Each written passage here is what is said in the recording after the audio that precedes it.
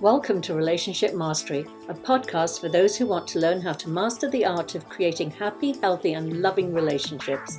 Please join me, Adey-Jones, and my co-host, Barry Selby, each Tuesday at 1 p.m. Pacific for a lively and informative conversation on everything to do with relationships.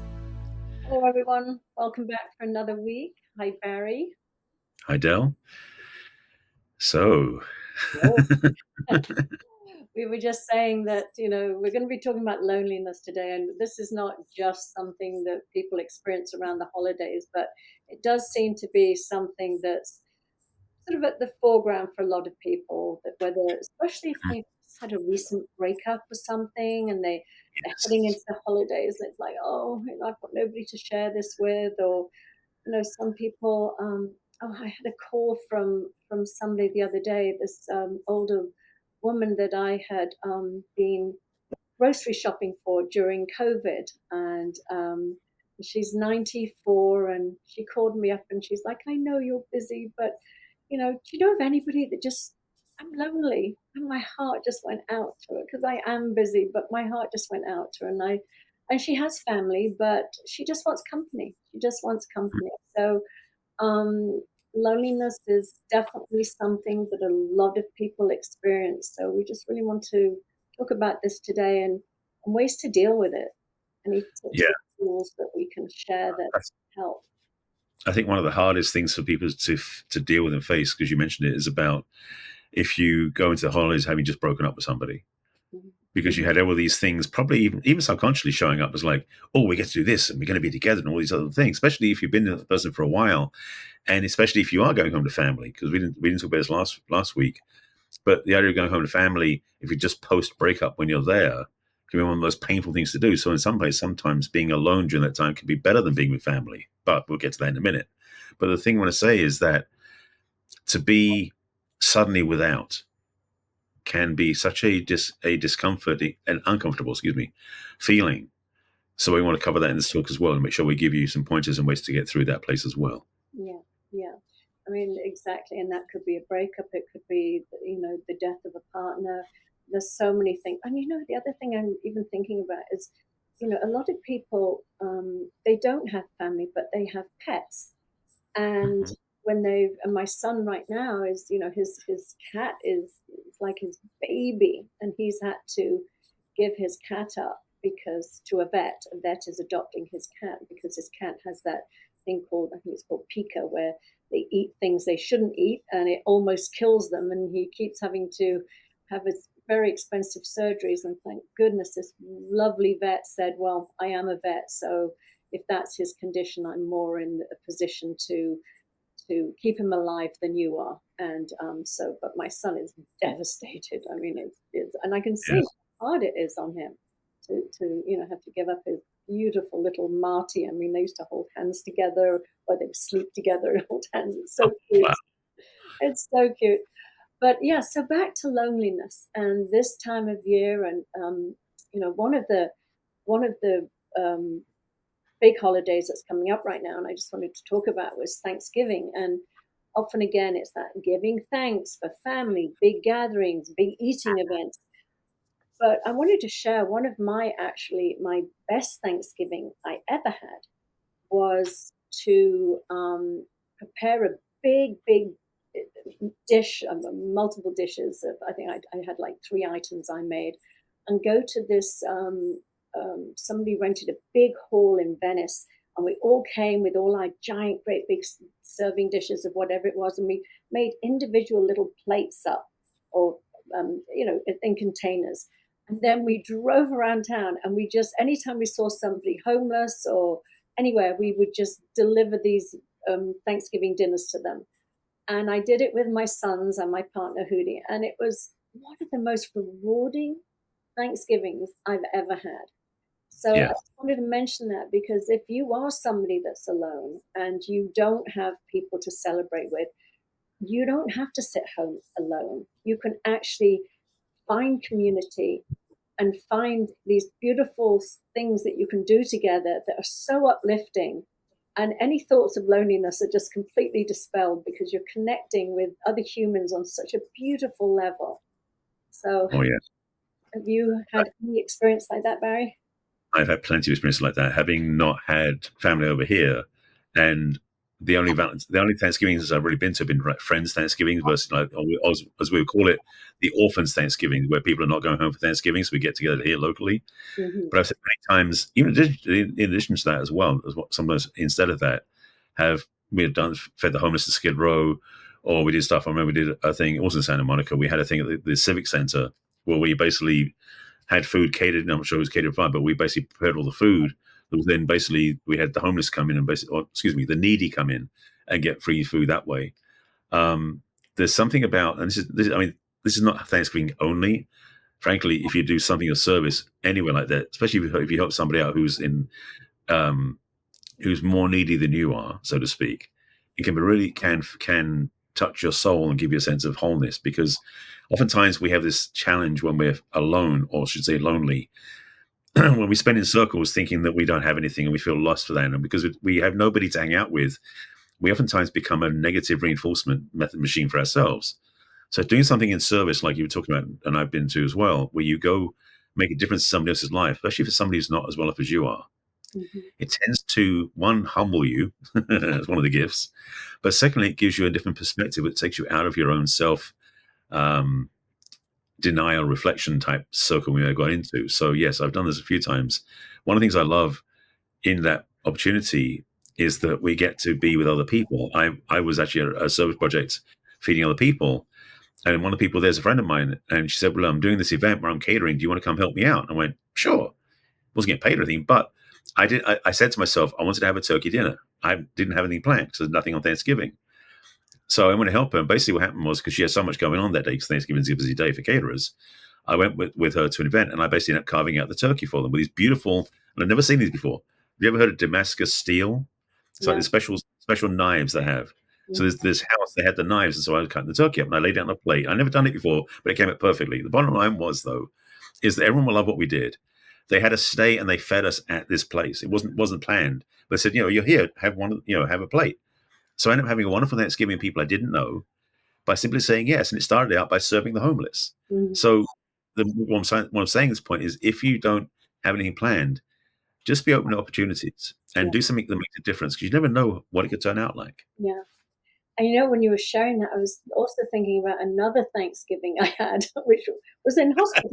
It was in Uh, hospital. It was a uh, very I it was a not it was I ended up getting one of those really terrible, oh God, infections that were life threatening. And I went into the hospital on the Monday and they were like, "Oh, antibiotics, it'll turn around, you'll be home by Tuesday evening ready to cook Thanksgiving dinner." Well, it didn't turn around, and I'm lying in hospital on Thanksgiving with my little piece of turkey and gravy, feeling like, oh my God, am I going to survive this? But again, it was probably one of the most memorable and one of the best Thanksgivings I've ever had, simply okay. because I was so grateful that I was alive, so Uh, grateful that I'd got into hospital in time and this thing hadn't killed me. It yes. took a long time to recover from it, but again, it was just a beautiful experience, and how gratitude is the balm for so much, especially for loneliness. When we Yeah. look at the things that we do have and that we can do, and staying with the hospital theme for a minute, I had once fostered this little boy who needed life-saving surgery, and but I had my own two children at the same time, and he was in hospital for long periods of time, and I would be very torn between wanting to be there for him because I had fostered him and that was my commitment to take care of him, but to also take care of my two young children that I had at home. So Right. again, that is something that those that find themselves alone on Thanksgiving, there are Hmm. so many opportunities besides, going to food halls and things like that and helping, provide food for people that are struggling.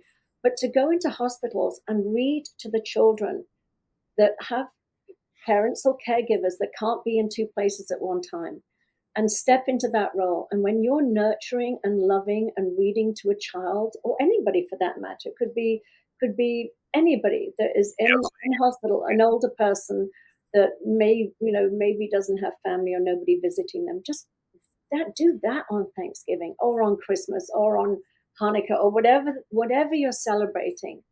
To just go where you're needed and appreciated, and that feeling you get, you will never feel lonely. You will feel Yeah. so connected and so rewarded. So those are my little tips there. The boy, it's interesting because I know also a lot of people have different ways of being in their lives where they basically spend more time alone because they want to be. There are also those people who spend more time alone who don't want to be. Yeah. So there's always interesting choice points to come up. And for those people who don't, it's not really effective to. It's more about people who feel like they're left out, they're not getting what they want. The challenge or the conflation that people do oftentimes, they combine loneliness with being alone.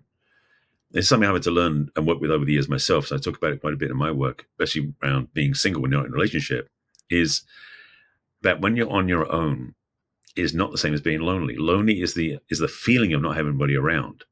Alone is just simply a presence of no other bodies near you. No, And exactly. those two, and that difference is important to get because some people can conflate the two and say, well, if I'm on my own, I must be lonely, which is not true. That's a logic leap that doesn't make any sense. But Yes. some people do that. So what I'm attempting to say to you is if you spend time alone, that's a good time to do what you want to do because there's nobody around you to stop you. So if you want to start writing something or you want to do a video series or you want to journal or you want to just go hike in the mountains, you can do that because there's nobody there to pull on your time. So Mhm. being alone has its benefits. Yeah. And so you can use it for the greater good for yourself because frankly, you deserve it. Mm. Oh yeah, 100%. I am somebody that needs my alone time. I love being alone. I need to sort of take that time to regroup and just chill, be on my own. So I never feel lonely because when I'm alone, I really enjoy it. And when I'm with family, friends and partnerships and all of that stuff, I really enjoy that too. Now, the feeling of loneliness is something that people can even feel when they're in within a relationship. They can be sitting next to somebody and feeling lonely Oh yeah. because they're not feeling seen, heard, and understood. Received even. Yeah, absolutely. Sorry, what did you say? Received as well. Yeah, Yeah. exactly. So this feeling of loneliness is really, as you said, it has nothing to do with being alone. It's about not feeling connection to another human being. And that's why Right. I say when we're in service to other people, that's one of the most beautiful connecting experiences we can have is when we know that we're valuable, that we're appreciated, and that we're, contributing to making somebody's life better. Those are all wonderful feelings to have you feel not so alone in the world. Absolutely. That's a powerful thing. And this thing about loneliness, and it is a thing that's been I want to say a disease, but it's been something that's really hit a lot of people because they feel like they should be doing something. And this is all the wiring we have about we should be this and we should be that, and we shouldn't be on our own. We should be other people. These piled up things called should. And I have personally a pet peeve with that because should is such a ridiculous word. But what I want to get to the point of is that we have a society that tends to promote you being in a relationship, promotes you being around people. Honoring yourself as a single person is underrated, frankly. Mhm. When we are living our life our own way with our own standards, our own beliefs, our own framing, we can have the most fulfillment we've ever had in our lives. And like you're saying, like when you sometimes you feel alone when you're in a relationship. If that person wasn't in your life, would you feel actually happier? Would you notice yourself have more freedom, more spaciousness, less depression, frankly? So the thing about loneliness, people have this tendency to label it a certain way. What I want to make the point of is that loneliness is a state of choice you don't have to take on. And yes, if your relationship isn't working for you, being single could be better for you than being in a relationship. So choose for yourself. Hmm. Yeah.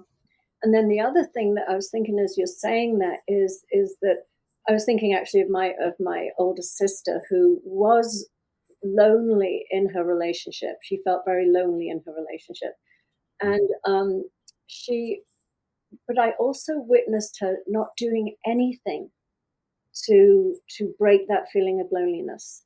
Right. And I would say to her things like, there are things that you can do to have more connection with people.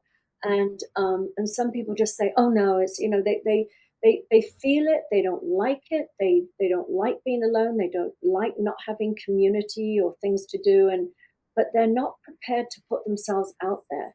They're not prepared to make the first move. To That's why things like Meetup, these things that organizing, like I think a couple of weeks ago, I was sharing about my friend Marilee who passed away, and when I went to her celebration of life, there were like 150 people there Wow. sharing stories of how this incredible this woman was. And what she would do is she would do these meetups and she would lead hiking teams and organize big brunches afterwards, or people brought food. And she was just a very gregarious woman. She was alone, she didn't have children, she was divorced, but her community was huge because Right. she just put herself out there. She liked human connection. I mean, she could be on her own as well, equally so, but she didn't just sit home and complain. She was active and she sought out how to have a rich, full life, full of people and full of activities. And so that's also something that to really, I wish my sister had done more. Yes. Unfortunately, she passed away, but I know she wasn't happy, and I know that if she had taken that risk of stepping out of her comfort zone and reaching out, forming a book club or forming a gardening club. She loved to garden. Hmm. There's so many activities that you can do as a single person to meet other people, not for romantic connection, but just for connection, for Yes. shared interests that have no pressure on them. So I highly encourage people to, if you are feeling lonely, you know, there are many, many people out there that feel just the same as you and would love connection and would love conversation. And to just, you'd be surprised if you just say, hey, what are you doing tonight or tomorrow night or next week or whatever? But just to have the courage to reach out. I want to underline that because that's the thing that's so key. Because we talk about relationship mastery, so we talk about this. This is our course. We talk about in our podcast. The thing is, for some people, still after all, we taught you in that over our previous podcast, is that we think that life only works when we're in a relationship, and then when we're not in a relationship, we're always looking for relationships. So we're always relationship centric. And what you said is so key is that to put, if you are single, especially around holiday times, to put energy into finding connections with social people. There are, as I mentioned before, I did a lot of times would have what called the orphans Thanksgivings, but people who didn't go home for Thanksgiving got together because they're all alone in the city, sort of thing. There are a place you can find meetups like that. You can find groups online in Facebook and other social media platforms. If you don't already have friends, which hopefully you'd already do, there are people out there you can meet that could be good to go hiking with or go feed the homeless with, to do things with, because Thanksgiving is, funnily enough, a time to give thanks. As strange as that sounds. So if you do things that give you an opportunity to be thankful, it isn't necessarily about the turkey dinner. Yes, it's nice to have. And I mentioned that time I had that one out of surprise. It's about really the chance of feeling better about life, to be thankful for what you have. So if you can go do things of service or play with other people or socialize with other people or have dinner with other people, that adds to your life experience. It's a great gift. And yes, if you have that sort of following, that when you pass, you have that bigger turnout. That's a land as a good mark of indication of just how much you are loved. Yeah. So why not put energy into your social circle as much as you do into being alone? Hmm. Yeah, absolutely. And another thing I wanted to mention, especially also for people that are divorced and they have children. I'm Yeah. divorced, I have children, and I made a decision when I divorced that I was never going to let the calendar dictate how I felt. And I was never going to put my children in a situation where they felt guilty about who they were spending a holiday with.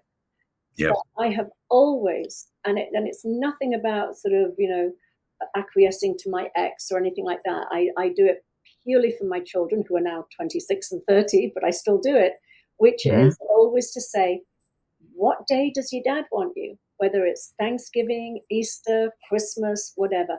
And I work around that because to me, it's about coming together. It's about celebrating love and appreciation for each other. And I don't care if it happens on the 24th, the 25th, or the 26th of December, Yeah. or whatever that, Wednesday of the last, week of whatever, be the last Thursday of the month for Thanksgiving.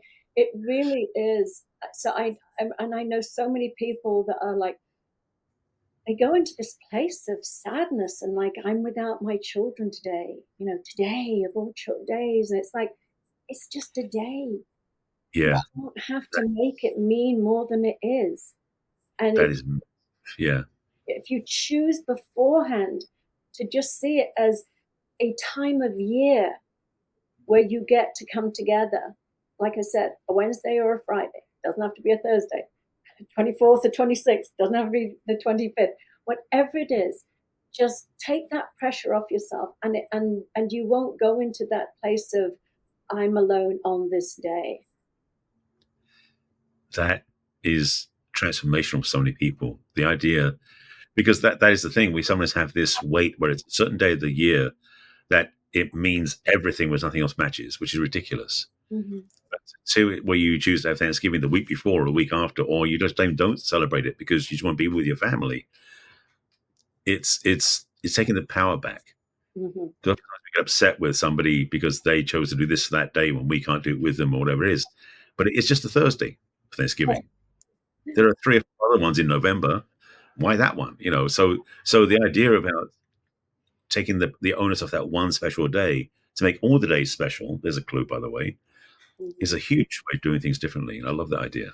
Yeah, yeah. It's so, and again, it's very much also, again, the mourning that we might feel if a relationship has either broken up, if it's a divorce or a separation or a death, to again consciously go into that. They always say the first year is the hardest. It's the anniversary, is the anniversary of your birthday, your whatever it is, that you do these things for the first time alone or Right, differently than you've done it for a few years. Again, if to really try and stay in the present moment, in the gratitude that you have another one of those anniversaries to celebrate, even if this time it's alone. There are so right. many people that don't have the luxury of another birthday or another Christmas or another Thanksgiving because they're dead. And if we can stay in gratitude as opposed to in the morning, and this is again, I want to clarify what I'm saying here. Feel your feelings. I am not one that is saying do not feel sad, do not feel the pain of whatever you're feeling. Honor what you're feeling, but know that you have a choice to feel it, let it move through you, and wallow in it, or you have the choice to feel it and feel it intensely and let it move through you, and then look towards gratitude or being in the present moment, to not be stuck in that place, that there is that choice. I think so many people feel that they don't have a choice, that they feel that suffering is something you just have to go through. And again, it's, yes, honor the feelings when you are truly suffering, but do know that you do have free will to move on, to look in another direction, to Yeah. either look over here and regret and all of that stuff, or we can look into the present and just say, you know what, right, today I'm alive and I have, whatever it is to be grateful for in life, and that's where my focus is going to be on. And when we do that, that's when we elevate our mood. It just comes up naturally. But if we stay in the regret and the resistance to what is and the anger and the pain, we're just going to stay down. So true. It's Mm-hmm. so true. One thing I was going to say is that oftentimes we fall into loneliness when we stop being in a place where we're not being lonely. Sorry, I mean, it sounds so simple. I'm trying to say another way. Is that we tend to find ourselves getting melancholy when things aren't happening that we want to keep busy with. So when it happens, you have a choice. And ideally, you've got things in your life that give you joy, that you do things that are activity wise, not just something special for Thanksgiving, but every day. Maybe like one of my daily things, I go hiking. That's one of my things I do no matter what. And having something like that in your life, which is a regular, I won't say discipline's too heavy a word, but a habit that you enjoy. something you love doing, where maybe it's cooking, maybe it is reading books, maybe it's something going to the movies. I love going to the movies on Christmas and Thanksgiving because it's quiet then, oftentimes. So there are things you can do on Thanksgiving or any other time that I won't say assuage the loneliness, but give you back time for yourself. Because part of the joy of being on your own, as I mentioned earlier, is you don't have somebody else to control your experience. Mhm. You can do other things. So sometimes being alone is one of the biggest gifts you can give yourself. Even if you're in a relationship, to say, you know what, honey, I'm going to take 2 days for myself to go hiking, go camping in the mountains for myself. That's being alone. That's not being lonely. That's about really spending time with yourself. Ideally, both partners do the same thing. So even in a relationship, you can choose being alone as a healthy practice to actually make the relationship better in the long run. Yeah, it's like this Thanksgiving that's coming up. My partner of almost 14 years now. It's he, he would like to see one of his daughters, and his grandson is going to be his first birthday. And it just so happens my son's coming down for that weekend. And I'm like, go to your daughter. We don't have to spend Thanksgiving together. There's no Right. rule that we have to be together on Thanksgiving. We both Yes.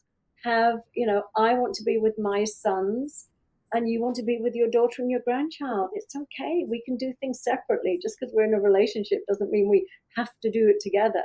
So again, Right. there is no rule book. There is no shoulds or oughts or musts. It's what works for you. And what you were just saying earlier too is I gift myself a hike every morning.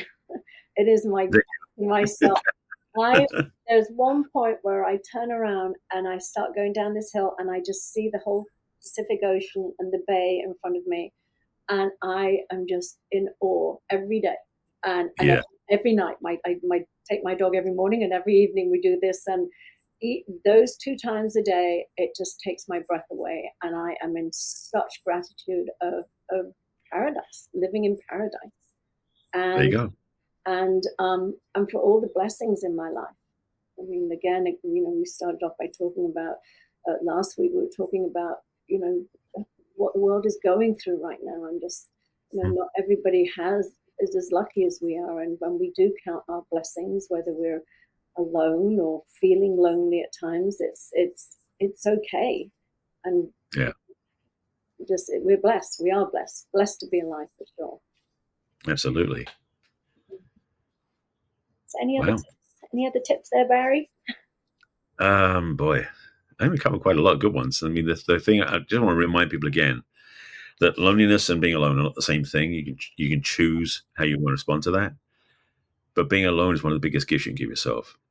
One of the things we don't do, and I'll say this quickly, is that we don't necessarily spend time loving ourselves the way we deserve to be loved. We're always doing something, and we're comparing us to other people unfavorably. Spending time alone where you erase those things and you start looking at yourself from a much more complete, whole, happy place and respect who you are and take care of yourself, the better all your relationships become. So I recommend highly that you spend time alone and value that.